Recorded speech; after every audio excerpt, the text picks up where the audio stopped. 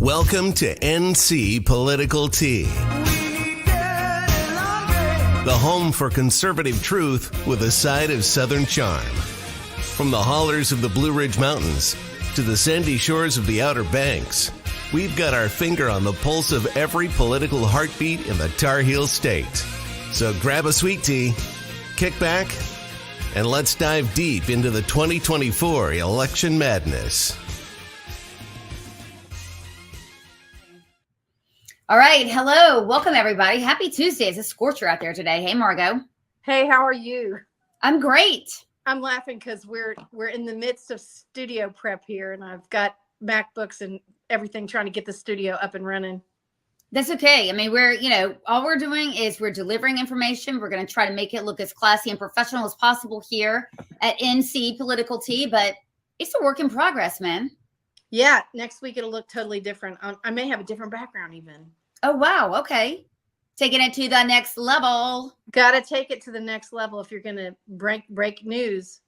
That's right. Always looking to take it to the next level here. So we're going to have a special guest in a few minutes, but just when we look at the news of the day, or talk about it today, I think if we're to be North Carolina centric, we would look at the budget. The NC House just dropped a budget yesterday.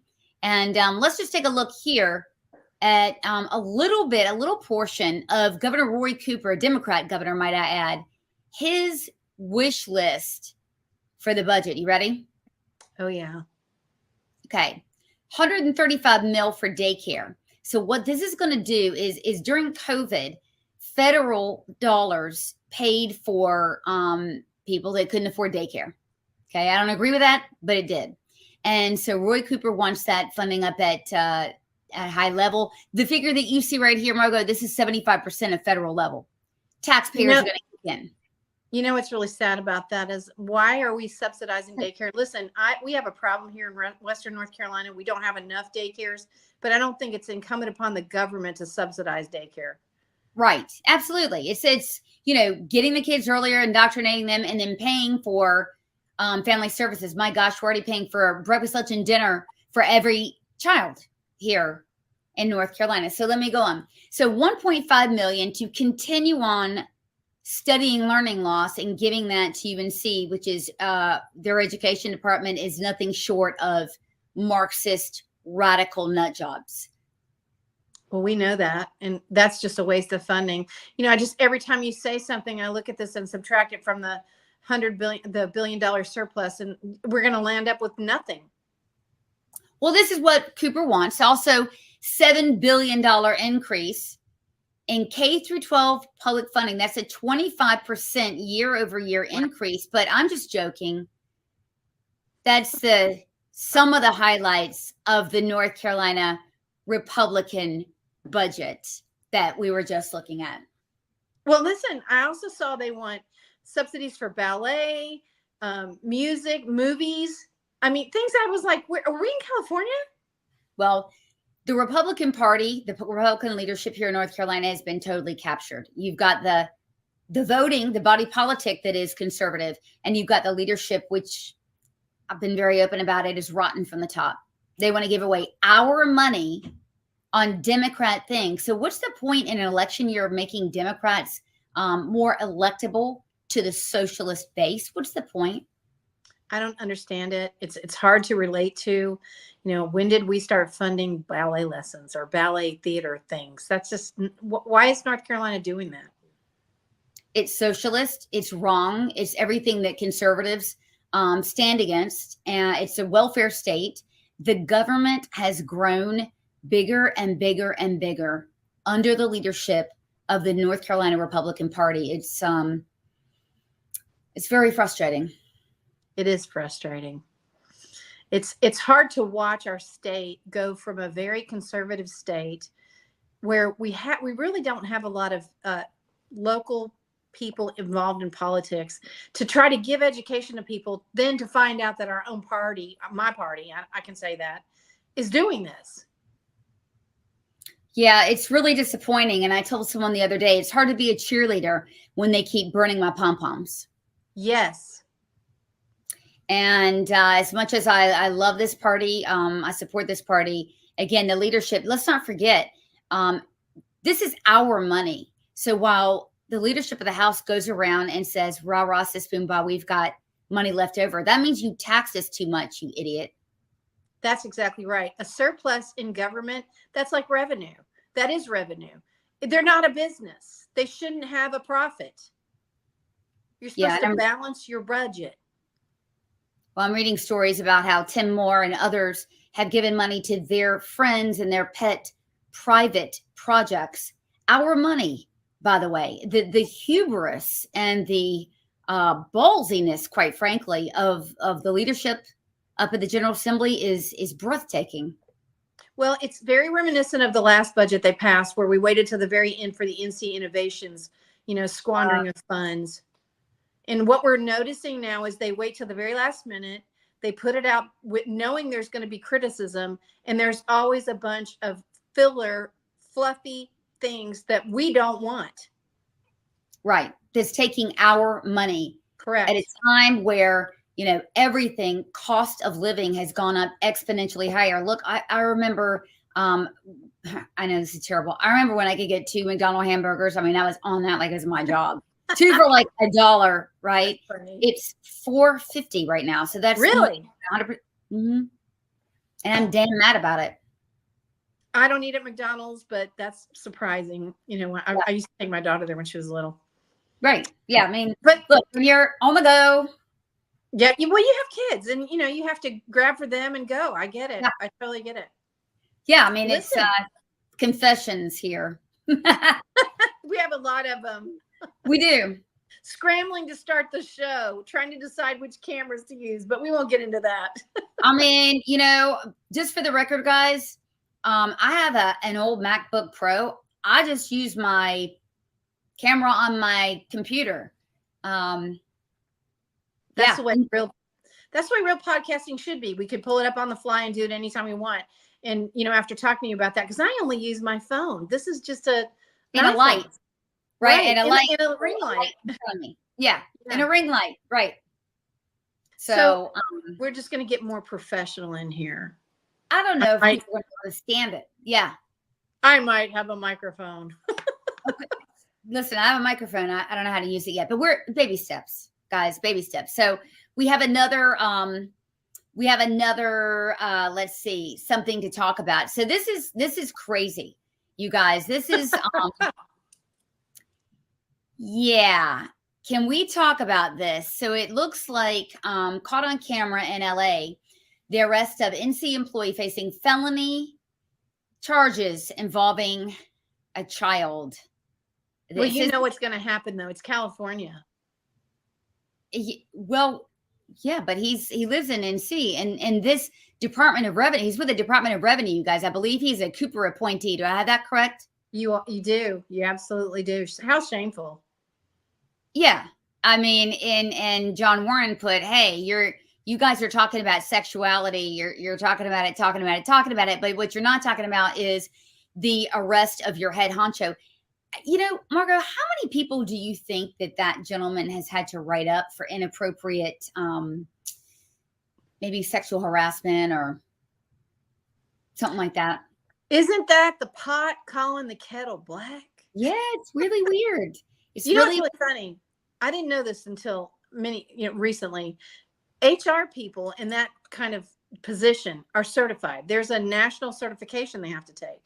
Can he have that removed for doing things against his own profession? Just a thought. Well, I know in North Carolina, it takes you a damn long time to have your teacher's license removed. Right. If you're convicted of sex crimes against children. So the question you raise is very pertinent. I bet he was out on his ass faster than some of these teachers lost their licenses. Do you think he's been fired yet? Because, he's not been convicted, but he's a felon because that's what they're calling my boy, Trump. It's just, it's absolutely, all of this is so insane. It's really hard to keep up with everything that's going on. But, one of the things on the national front that we saw was these COVID hearings. Oh, yeah. And, as usual, right? Josh Hawley hit it out of the park. He's so insightful. It's amazing. Nobody who was involved. Scientific method. Oh, it's just science. Oh, it's the scientific method that happened at lightning speed and then was used to propagandize and lie to and shut down. As a scientist who's supposedly supposed to follow facts, do you regret the fact that your work was used to censor your fellow scientists? It was used to censor ordinary Americans who ask questions about the virus. Do you regret that? When you write a paper, I mean, you get it in the journal. We can't control what happens after. Oh, I see. So you're not responsible at all. It's amazing. Nobody who is involved in any of this is responsible. Never. Yeah. They're not responsible. Yeah, people have lost their jobs. Yeah. People have lost probably their health care associated with their jobs. People have been run out of public. They're not available in polite society. You can't show your face because, my gosh, you question. Yeah. But you don't have anything to do with it. Why are so many of your papers, your other papers, been retracted or subjected to formal expressions of concern? Yeah, well, why is that? There's a long story behind that. 4 of them, right? I mean, you've had in July 26, 2021, Virology retracted a paper of yours. Also in 2021, the Journal of General Virology retracted another of your papers. In March of 2022, an expression of concern was added by an editor of yet another journal to another of your papers. In April 4th of 2024, a third scientific paper of yours was retracted from the Journal of Medical Virology. Yeah. Is this normal? Those papers didn't come from my lab, but I'm certainly helping. They're not yours? They're not mine, no. Oh, so your I'm your on work the paper, but they did not come the work from my that, lab. that God gave you in a flash of inspiration remains absolutely unimpeachable, unimpeached. We stand by that. All right. Well, what in the world? What in the world? Welcome, Alan Mashburn. What did you think of that? This was a propagandist. Right, a Biden propagandist who wrote multiple papers, who basically created an echo chamber of lies during the pandemic to scare the living tar out of everyday people, including the 3 of us. Welcome, Alan. Well, it's an honor to be on, but you have to give it to them. It worked. Their propaganda worked. People have bought into it. People have. They're still blaming us because whether we were unvaxxed or whether we were refusing to wear masks, we're the enemy. So the mind game, it actually worked, which is so 1984, but here it is. But, everything that you've already covered hits home with me. You probably remember during my campaign, what I highlighted about my father dying in the facility, and he was just one of hundreds of thousands. Alan, it's not funny that you brought that up. It's really tragic because what happened to your father, I don't know if you know that, but I was what they call a MAT team member, which is a member of a bipartisan group that goes out to the nursing homes and collects their votes, but also helps them. And when your father was in that situation, I was going out to the nursing homes, watching their children and their spouses through the window while I was helping them vote. And it was, I want people to remember what they did, because it's not just about the voting that we worked on, because we were in full PPE. If I could wear PPE, why couldn't you go in wearing PPE? But you're a minister. You're a preacher. Tell me what you saw with funerals and marriages, and not just your family, because it definitely struck your family deeply. And I hate that for you. And I'm so sad, but the people around you also felt it in different ways, didn't they? Yeah. Well, I'll be honest with you. When things started happening in March of 2020, we didn't know what, we have always trusted the government, so to speak. That this has eliminated all of that and called everything into question. But pastors were not allowed to go visit their church members, parishioners. And thankfully, later on, the General Assembly made a law that a pastor could do that. Cooper shut down all the churches by mandate, by edict, whatever you want to call it. We got together as a nucleus of pastors and we sued him, and we won that in May. But it's too little too late. It should have never happened at all. I think we were caught off guard. We were living in the grand old glorious land of America. Everything was good. Everything was great. And then all of a sudden we have a China virus to come around, and we're just caught off guard. And it took me, I'm not speaking for everyone, but it took me to get my bearings about it and see actually what was really going on. But by the time I did, it was daunting how much liberty and freedom we had given up. And we still haven't got it back.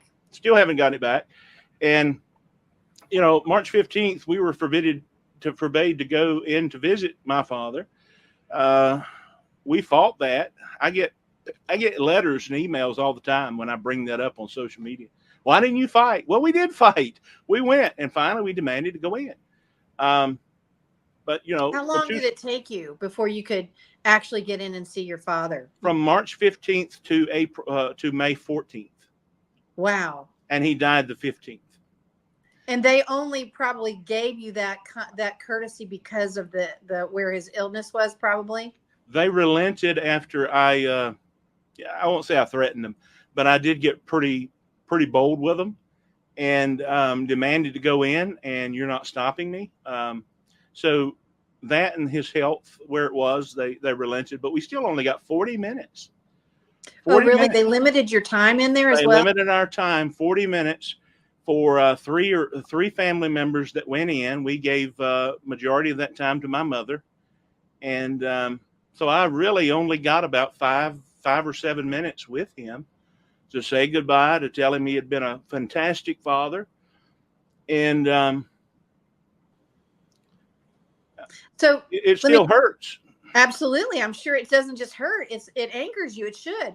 One of the experiences that I remember is I didn't realize that they were going to quarantine the nursing homes for a long period of time. It wasn't till just May, like in your instance where they let you in. Up here, they actually closed the doors and wouldn't let anybody in. But because I had already gone through PPE training, I have some certifications, they allowed me to continue to be the one person to go in and drop off things for the folks that they literally imprisoned. And they kept them in prison. I think they opened up briefly. They had a 6-week opening, and then they went back and shut them again. And what I found is so many people in this country don't realize what happened to the elderly in nursing homes. And there's actually a federal bill that they're trying to pass right now to allow people the ability to have a designated person to be able to go in and handle everything regardless of what happens. And it needs a third sponsor. And believe it or not, and I can't believe I'm saying this, but Don Davis and Foshi, they are the two main sponsors of that bill in Congress. They need a third sponsor, and we should go help them get one. Because what happened to you and what I went through watching that, and what happened to my best friend whose mother was in the nursing home the entire time, should never happen to anyone. And what you said about funerals, I didn't cover that, but funerals were cut back to 15 people inside. Inside, if you wanted to have an indoor funeral, there had to be 15 people, and it had to be 6 feet apart, which we've already heard Fauci say that he made all that up. He made it all up anyway. But and then if you were outside, had a grave site, you were limited to 50.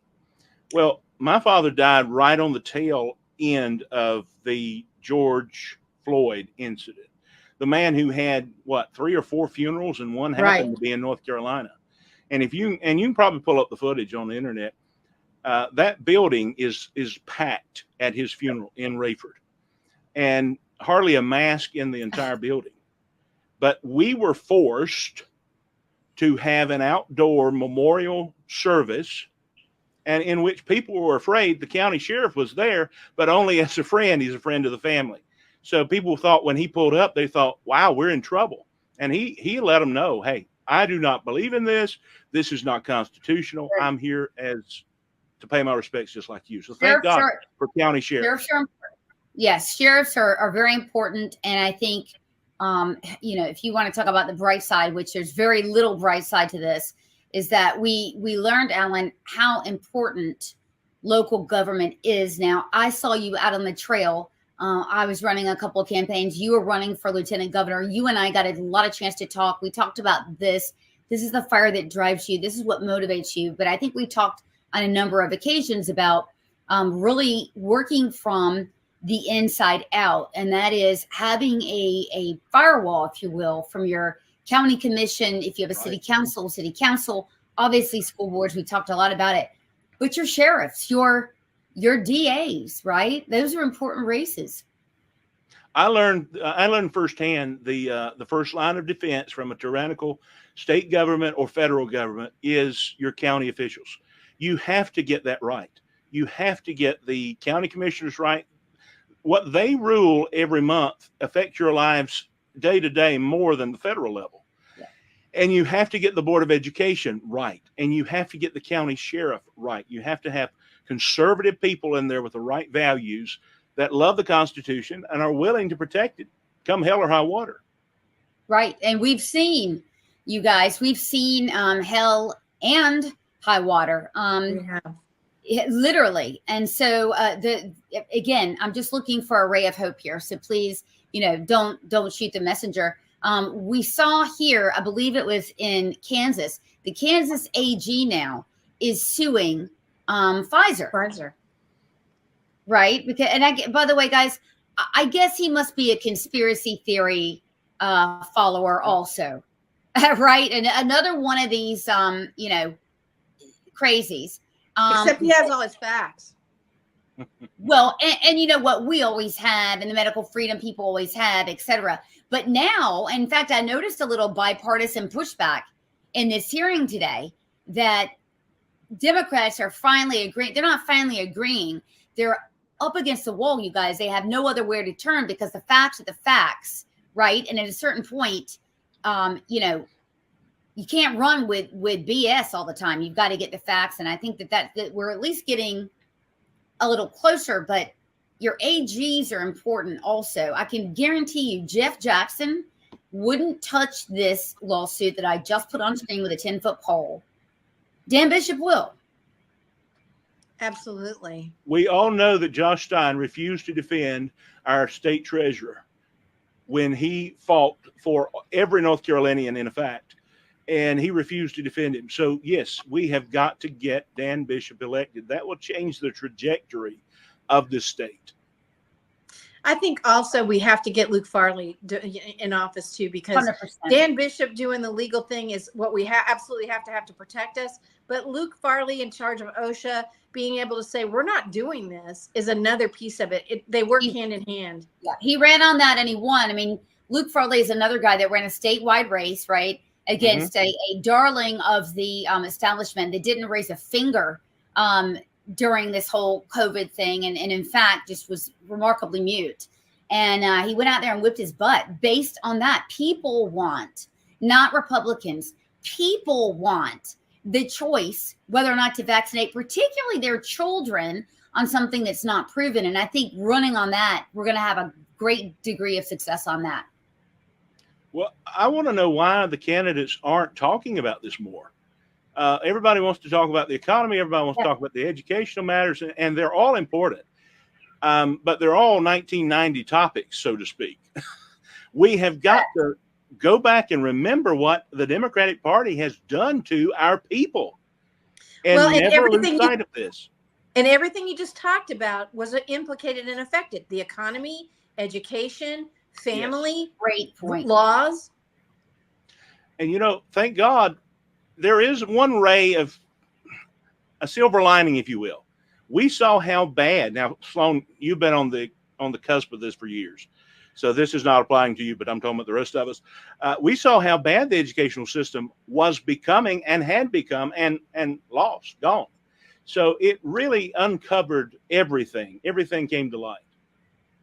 Right. Well, I can tell you from a consultant's point of view why people aren't running on this, Alan, because consultants will tell you, don't run on the past, don't run on the past. But to your point, everything's the past. There's literally nothing that really hasn't been done. And if you look at what Russia did, the abuse of psychiatry, the abuse of medicine, look at what the Nazis have done. I mean, those things have been done in history, right? We didn't expect the COVID stuff, but you're right. This is fresh in our memory. This is the freshest thing. The march through the institutions has been going on for the better part of 60 years.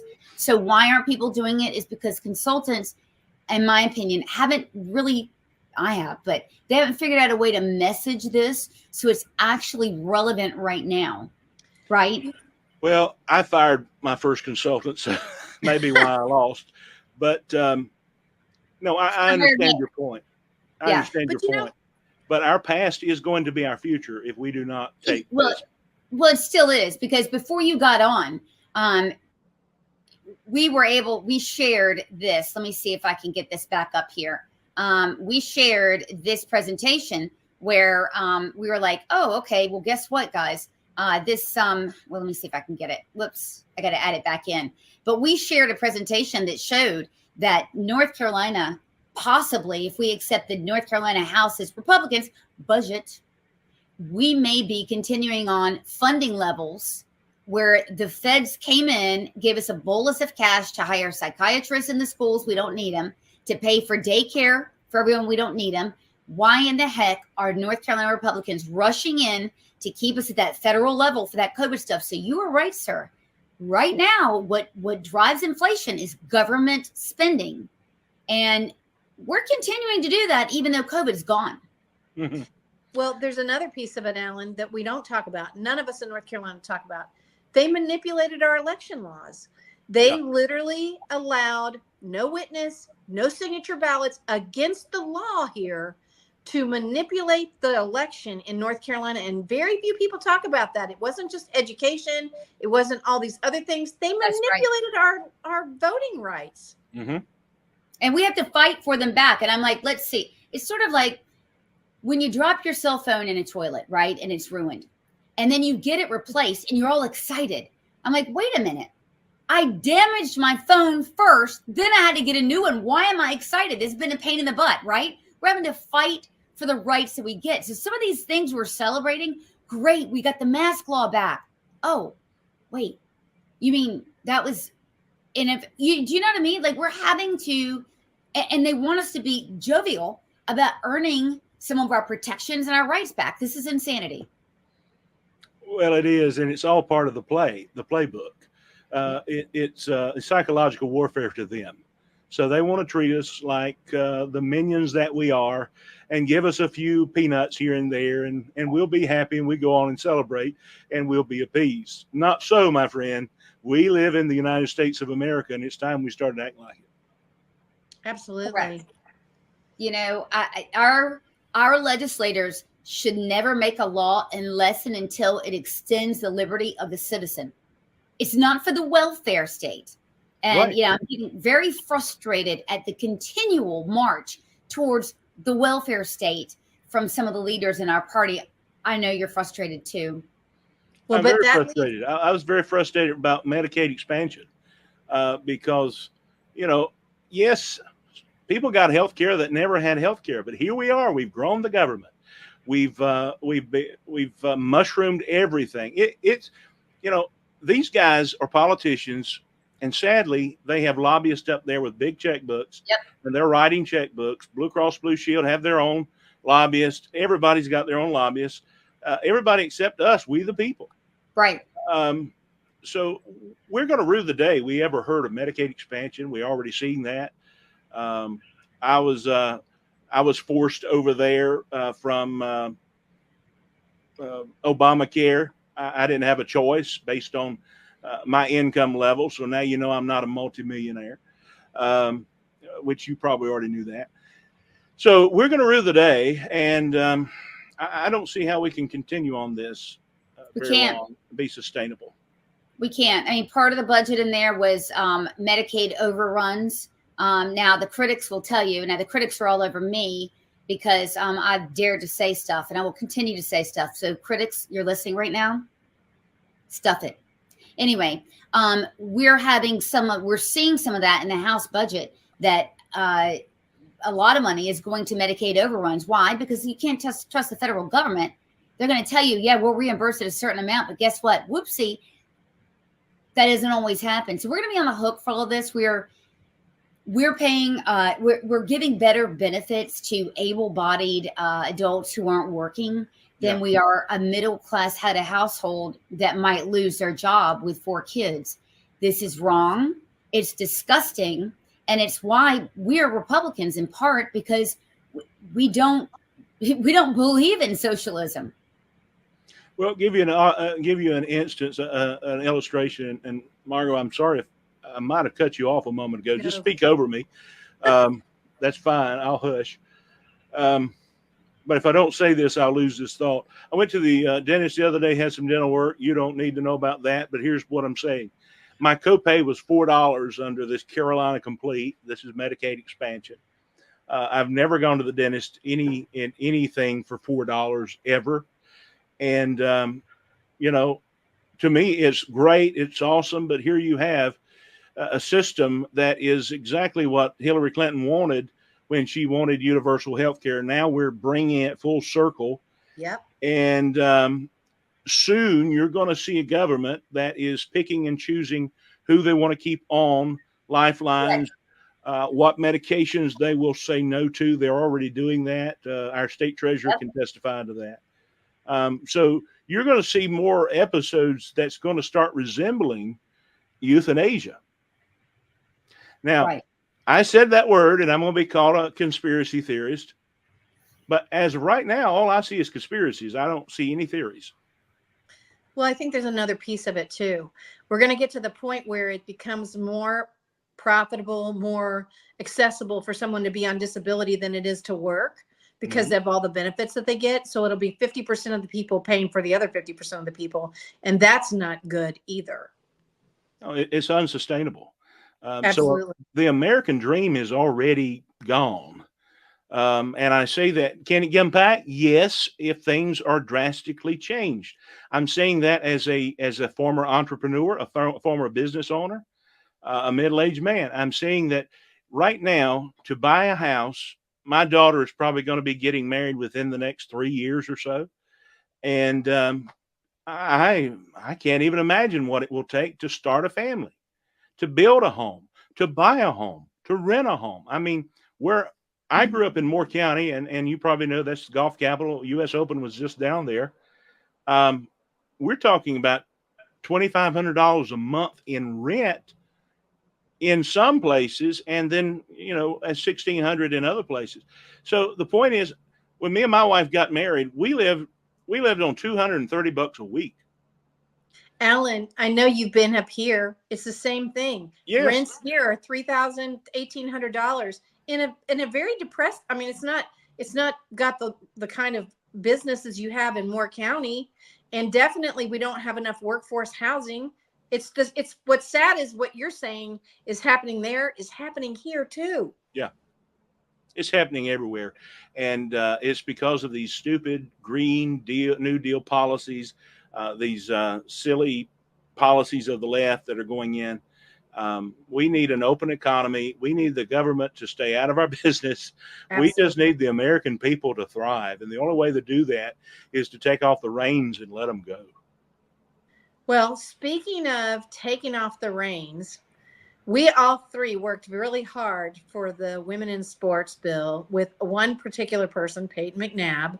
And now here we are working on that whole Title IX thing again. Yeah. And it's a great time to have you on the show because I know you and Sloan are going to talk about that. Yeah.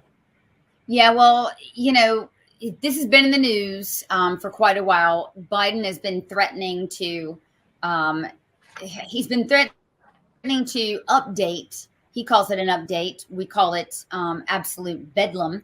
He's been threatening to update his Title IX laws, and it's happened. And so we just published an article today. You're going to find this on our Substack or go to ncpoliticaltea.com and check this out. So a couple of the updates that I wanted to share with you is that obviously changing the meaning of what sex is, which is absolutely ludicrous. And it means, and I'm just going to break it down in the most simple terms, it means that boys can play on girls' sports teams. They can go into shared spaces. Basically, everything is forced co-ed. Okay. Now, there's been a couple of things that obviously that's been in the news that North Carolina has done to protect our students ahead of time. It's protecting women's sports. So we know the Fairness in Sports Act passed last year, and it will make sure that boys can't walk onto a girls' sports team in middle school, high school, or college and say, hey, my name was Ben and now I'm Barbara. I'm here to play ball. So that's been great. But a couple of the rules, and this is a case that we're all three familiar with as well, I wanted you guys to know about because it's something that you may not have heard of. So it's rolling back this inaction. And this, by the way, this will come in August 2024. These rules are supposedly going to be in effect. And one of them is taking away due process and having it so that a young man, I'm just going to use the example of a young man can just make one errant comment or joke. You know how 13, 14, 15-year-old boys are, right? They make just one joke, etc. Someone takes it the wrong way, and whammo, without due process, without a witness testimony, without any corroborating evidence, without a hearing, that young man under these new Title VI laws can be booted out of school, or Title IX, pardon me. And it applies in colleges as well. This is a very, very terrifying development. All of us who have sons, right? Who, I mean, someone can make this up. Do girls make up these allegations? You're damn right they do. They do all the time because people are flawed and people do rotten things, right? Yeah. You know, we know about, this is analogous to that case of the McGee's in Davidson County, where this young man said an errant comment at one time, by the way, about illegal alien, right? And one time, it's not pervasive. The law states now it should be pervasive. One time got booted out of school, labeled a racist. Well, now there's some legislation that's being put forth that will allow due process of a short-term suspension, which is great. It will allow, and I believe mandate, that witness testimony is in. Here's what that means, guys. If Ben is standing by the locker and there's 10 people there and makes a joke and one person heard it, that makes it a little bit difficult to believe that one person, right? So it's going to allow a lot more due process. And in other words, this article, you guys, is about North Carolina Republican-led issues are creating that little bubble around students. But I think we need to go further than that. You know, it's a shame that we have to do this at all. We've lost the entire era of common sense. And, Yeah. you know, Title IX, this is Biden's way in strong arming the states and threatening them. Well, if you don't do this, you're going to lose the funding. And we're going to push our identity politics. We're going to push our gender ideology in either way or the other. Thank God some states are now signing up and suing the federal government and getting some stays. Four of them are. I believe Kentucky's one of them. But, you know, and that's another reason, guys. I want to tell you that we are in the Fourth Circuit federally. And that means it's really more liberal than the Ninth Circuit now, just because the way the judges are stacked up. And here's what that means. It means even if we had a lawsuit here, even if we had an AG who was capable of doing this, and we most certainly do not, we would run into problems potentially at that Fourth Circuit. But the good news is what you just brought up. There's already a circuit splitter. That means I believe the 11th Circuit and two more already have cases pending, right, where it'll eventually go to the Supreme Court. But if we had a Republican attorney general, we could have filed that suit and had protection potentially under this ruling last week, where the judge came in, Louisiana judge came in, a Trump appointee, and said, you're overstepping your authority with this mandate, Biden. Well, we're not going to have that protection because we've got Josh Stein. Yep. And I think, and that's the number one theme that we hear throughout this whole podcast today is Josh Stein is bad for North Carolina. Horrible. And Jeff Jackson as well. Well, yeah. Jeff Jackson, he's the guy. He's the guy on Blue's Clues. He's got to go back to Blue's Clues. But we can't ever let Josh Stein near the governor's chair. No. If you want to know how bad of a governor he will be, talk to the DAs in the state. Horrible. Yeah, they will tell you he is horrible. He is the one that stood among a group of DAs and said, even if Biden closed the border, it wouldn't help. And of course, he's reading from the playbook, the leftist playbook. And we're going to turn into California if he's ever allowed to be in the governor's chair. Oh, but with a snap of your fingers. Yes, he's going to be the Gavin Newsom of the East Coast. Yes. Oh, absolutely. And he thinks he keeps it well hidden. I love this stuff where he goes, pastor, and I usually call you pastor, goes to these churches out east and talks about, I love to eat barbecue. He's got a big cross behind, like he's some agrarian populist, right? Yeah. Jewish people aren't known for bragging about their love for barbecue. Yeah. Read your crowd. I'm just gonna say it, right? Read your crowd. So he's trying to brand himself. He's in a black church, which is fine. I go to churches and speak frequently, but talking about barbecue and all these things, he's just fake. He's a phony. Well, he's a politician and he does it well. And, I want to say when he's always in a barbecue joint. Is this all you do is eat barbecue? But a fat man making that comment, I get tons of hate mail for a week. So I just let it go. But you're right. You brought it up. And, we all know what he's trying to do. We never even heard much out of this guy the whole time he's been attorney general. I mean, he's been drawing his check. He's not been doing his job. All you have to do is speak to the other council members of state. And, the last 18 months that he decides he's running for governor, he starts doing something. Oh, I'm going to sue Disney. I'm going to sue social media companies. Social media. Yeah, I'm going to do this. I'm going to do that. So, whatever. Things that don't have a demonstrable effect on any of this, but you will feel the difference in a Josh Stein administration. That's the thing. You will feel it within 30 days of him taking the reins, because the executive orders are going to be flying. And we're going to be peppered specifically from August, September, October.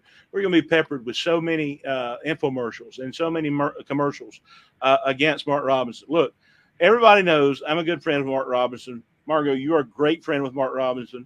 All of us know we're good friends with him. But we know that he's not perfect. He'll be the first to tell you he's not perfect. But I'll tell you one thing. A dead man would be better than Josh Stein. So we have got to make sure. We have Biden. Yeah, well, that's pretty well near. But, we have got to make sure that we get Mark Robinson across the line. We've got to make sure we get Dan Bishop across the line. And I ran against him, and I don't hold any ill feelings against him. I think he's a brilliant political consultant. However, we've got to get him in lieutenant governor. He had a tremendous grassroots effort against me, and not really against me, but much better. And he knows what to do, and he knows the legislature in and out. He's going to be a great asset to Mark as governor. Yeah. I mean, we absolutely, we need every council of state. Obviously, we're clear on Michelle Morrow. I mean, we've got to, get that. I think, I've heard experts say if we get 2-point win from Trump, we can go down ballot with that. I think we're going to need 5. What say you? We're going to need a 5-point Trump trouncing. Well, I am not a consultant. I'm not a one of those guys that do that. Zach has learned how to read stats way better than I. But just looking at the history of the last 2 elections, I think we're going to need closer to 5 to make sure that we get down ballot. But then we've also got to make sure that the electorate has got to make sure to come out. The citizenry has got to come out and vote. I mean, this year showing up 8 and 10% for a primary is completely hideous. Shame on us. Shame on you, whoever's watching and you didn't go vote. You're the part of the problem. Now, you don't have to write Sloan. You can write me about that. You're part of the problem. Get you off your butt and vote, because we're losing our country. We're losing everything. And I'm sick and tired of saying, well, don't say this or that about a Republican. Remember Reagan's 11th commandment. Reagan didn't have the Republicans we do today. And so we're in a battle for our country, for my children's future, And so if you act like a demon, I'm going to call you one. If you act like a Democrat, I'm going to call you one. If you act like a leftist, I'm going to call you one. Because we're at war. And I am sick and tired of staying out and staying quiet. I'm going to speak up. So, hey, I'm not running for anything, and I may not run for anything else. I don't care. I'm a citizen, and I want to be a warrior. And if I die doing that, that will be an honor. And I think people need to start looking at voting differently.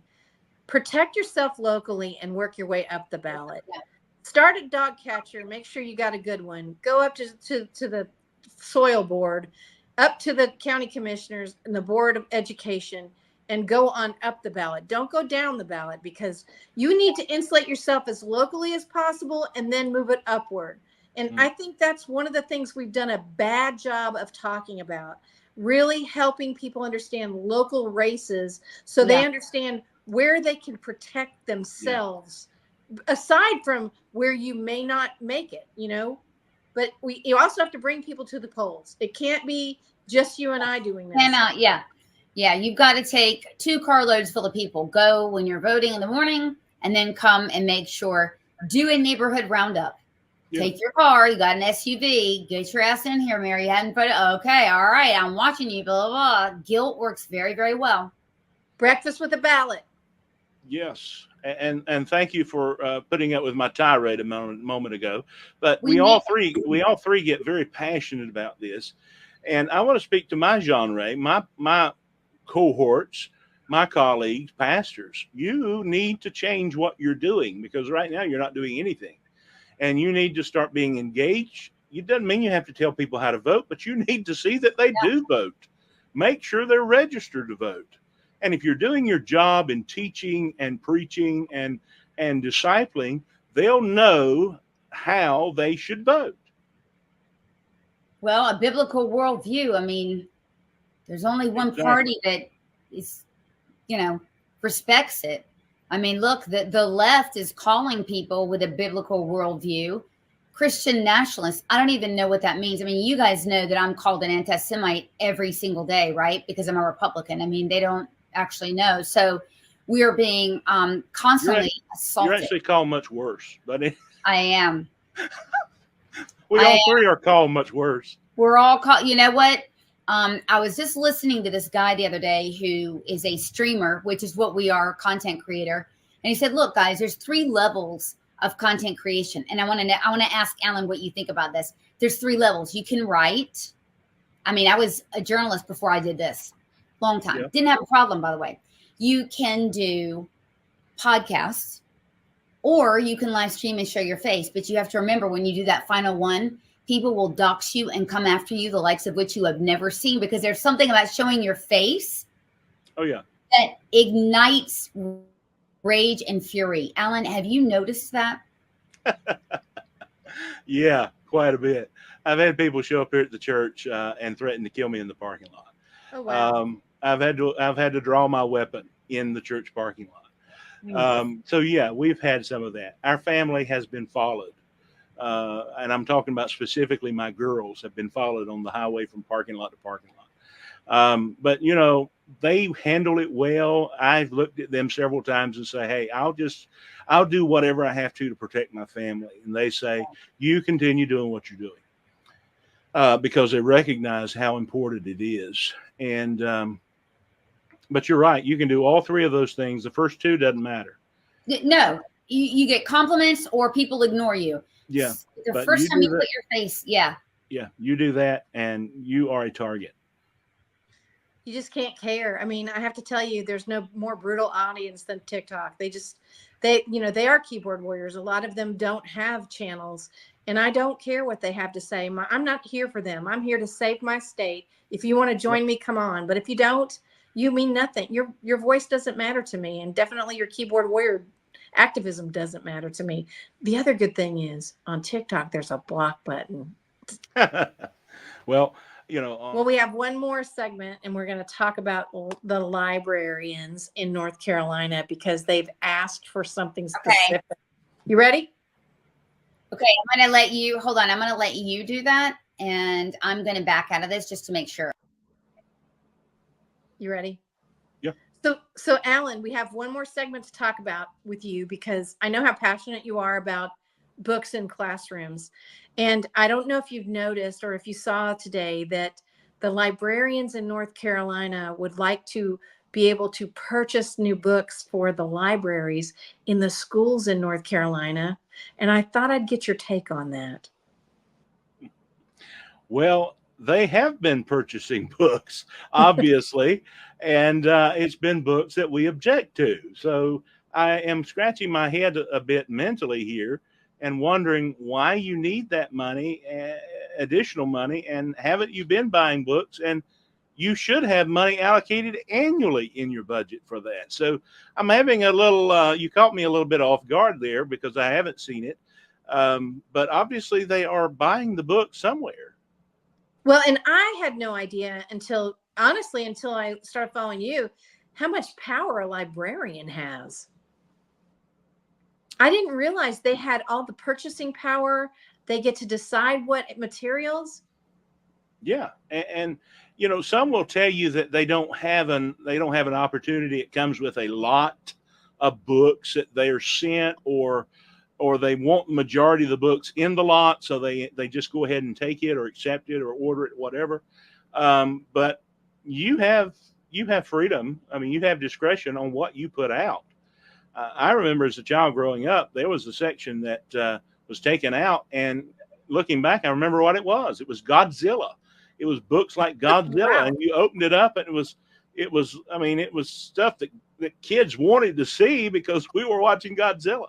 But I mean, the point is they have that discretion, unless there's a law or an ordinance or something that I don't know about. But I don't think there's a principal in there looking over their shoulder saying, "Hey, you can't do that." Now there would be if there was an issue, but yeah, that's news to me. Well, this is from Wake County, and what they want is $10 per child because their books are outdated. You mean the classics are outdated? No, they don't mean that. What they mean is that they weren't doing pornography descriptions 10, 20 years ago.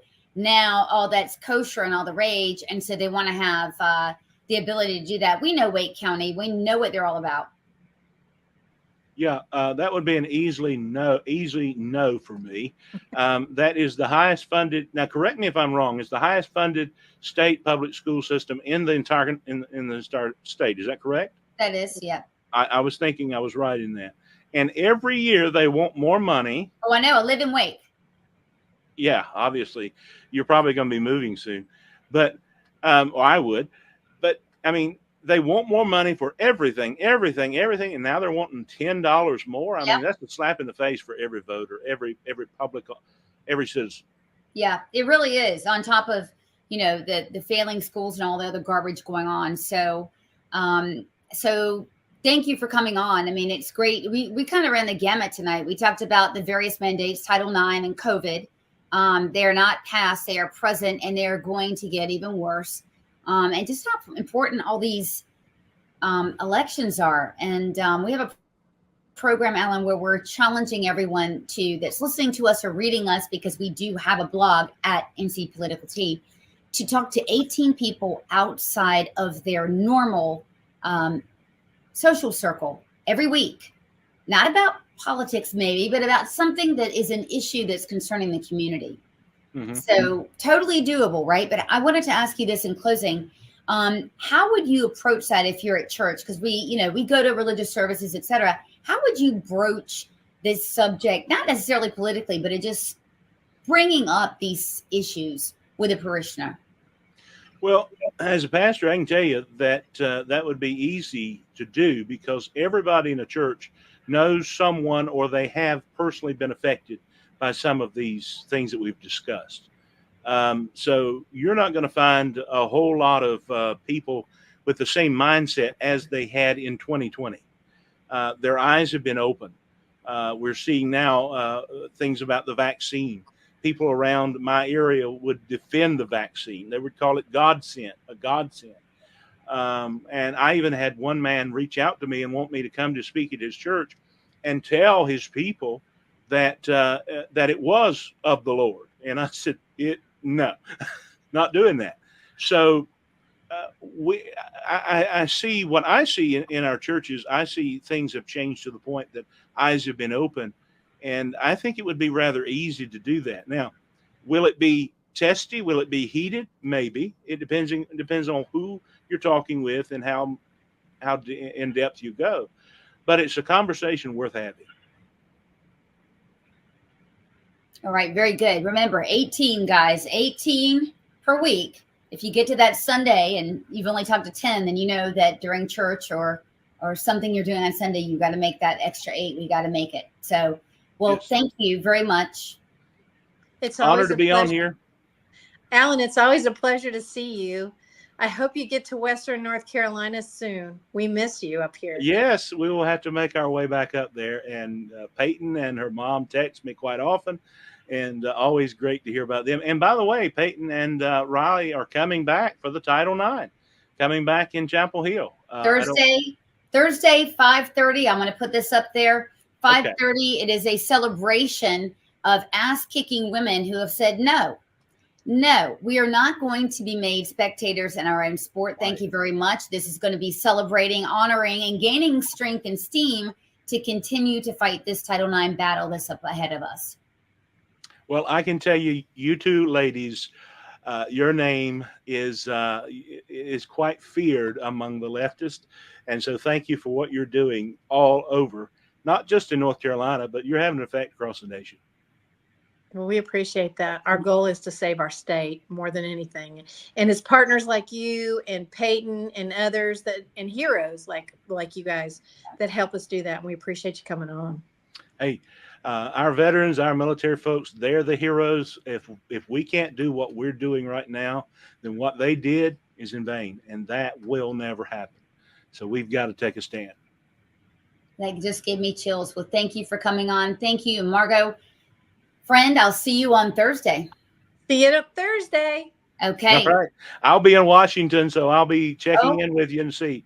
Please So do. We're talking about immigration. We're going to be talking about immigration, Biden's pact, suicide pact, really, and what's going on, and some staggering numbers that have kind of floated out there on Twitter over the last few days. It's gotten a lot of hubbub, but we're going to break it down on Thursday, 8 p.m. Do not miss it. Share this with 10 friends. Tell 10 friends about the show on Thursday, and we'll see you at 8 o'clock. All right. Bye, y'all.